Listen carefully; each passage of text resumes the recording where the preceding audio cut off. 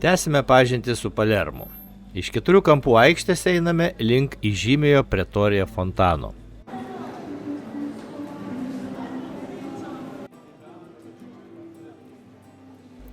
Fontanas buvo sukurtas Dono Luigi Toledo sodui Florencijoje.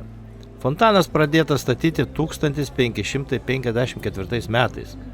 Jį sudarė 48 statulos, aplink jį buvo ilga terasa, apsupta net 90 medinių kolonų. 1574 metais, po 20 metų, Donas Luidžis pardavė fontaną Palermo miestui ir jį pastatė Pretorijos aikštėje. Tuo metu aikštėje buvo miesto valdžios rūmai. Nors oficialus pavadinimas yra Pretorijos, vietiniai gyventojai vadina dažnai Gėdos fontanu, Fontana della Vergogna. Tam yra kelios priežastys. Pirma priežastis – 16 amžiaus fontaną puošiančios nuogos mitologinės būtybės, nimfos ir upių dievai šokiravo konservatyvius gyventojus ir šalia įsikūrusio vienuolyno vienuolės. Antra priežastis – miesto senatas už fontaną sumokėjo milžinišką sumą.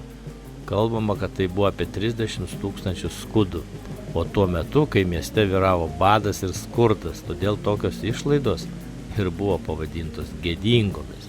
Fontanas buvo jau restauruotas 2003 metais, dabar vėl matome prasidėjusią restauraciją.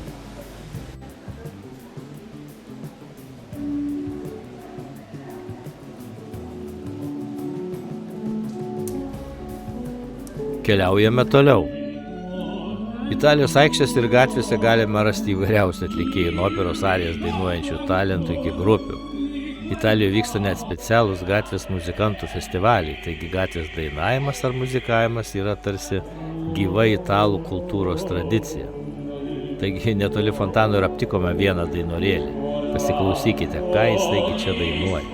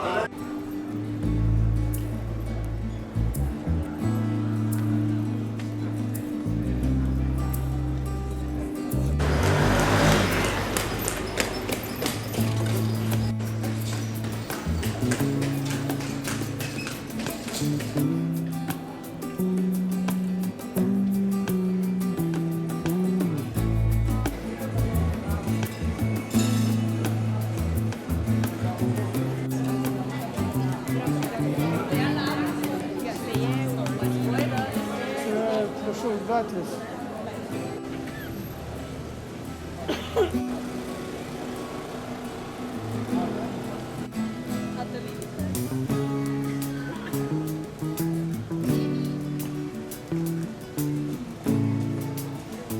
Blusturgės.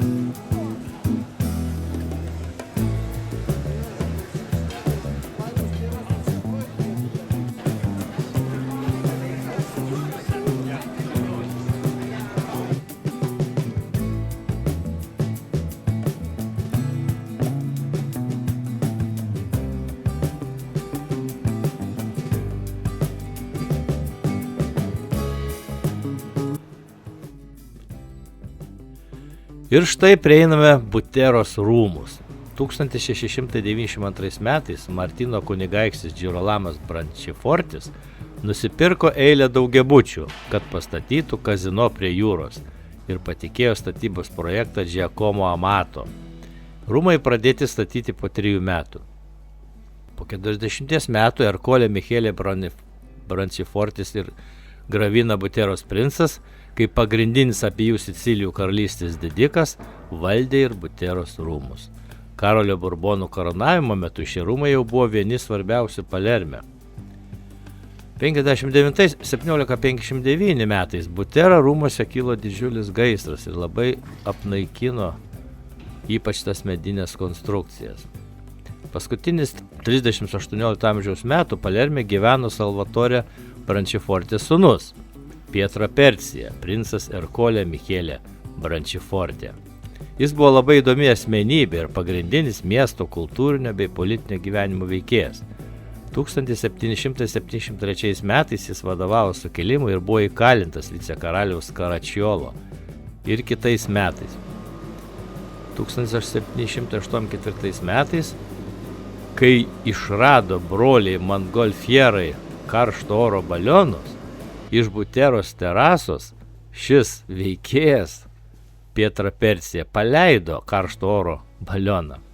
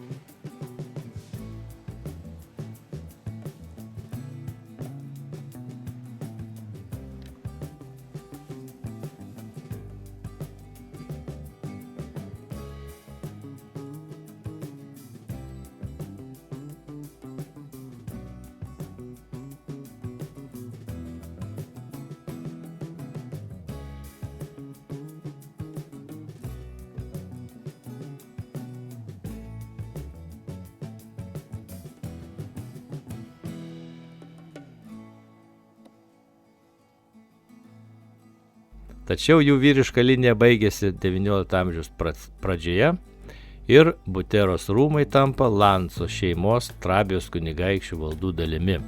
Antros pasaulinio karo metu vieną iš rūmų žiemos sodų pataikė bomba ir nemaža dalis pastato buvo sugriauta. Kasinėjimo darbai buvo pradėti tik tai 1950 metais ir pirmame aukšte esančiam sandėliuke rado auksinę Salvatore Branciforti karietą. Rūmai ėjo per rankas, buvo miesto nuosavybė, priklausė universiteto architektūros fakultetui. 1982 metais Buteros įpėdiniai vėl perima atsakomybę už rūmų valdymą, kuriuos vėliau naudoja kaip antikvarinių daiktų, mūgių, koncertų, konferencijų ir įvairių baliukų vietą. 2016 metais rūmus nuperka meno kolekcionieriai Francesco Agnelli ir Massimo Valčeki. 2020 metais restauravimas baigtas. Didžioji Francesco Agnelli ir Massimo Valčeki kolekcijos dalis perkeliama iš Kembridžo Fitzwilliamo muziejaus ir Oksfordo Ašmoleno muziejaus. Taigi atkeliauja į Palermą, kur tą ekspoziciją ir matome.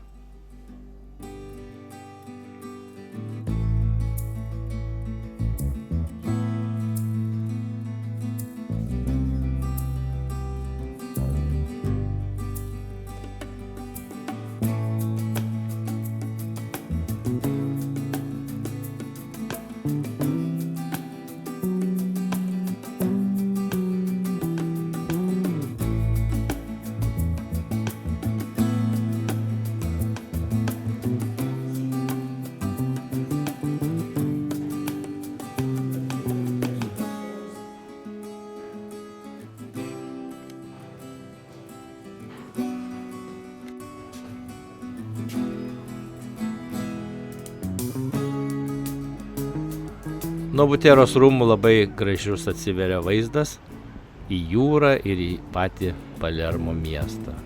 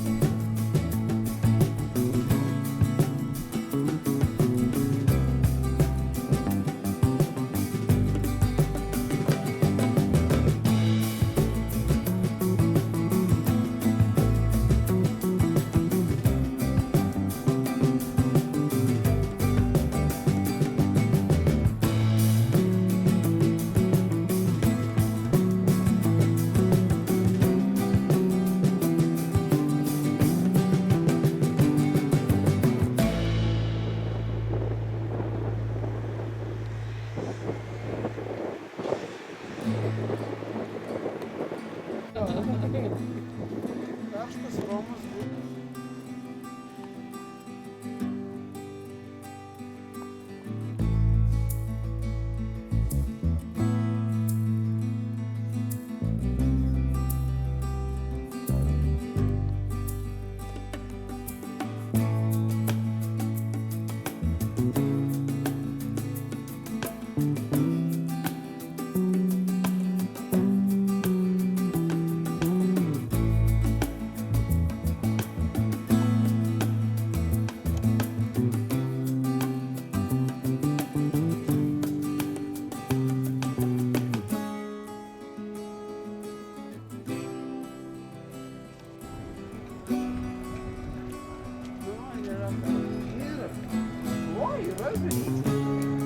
Sardinės, man atrodo, plaukė.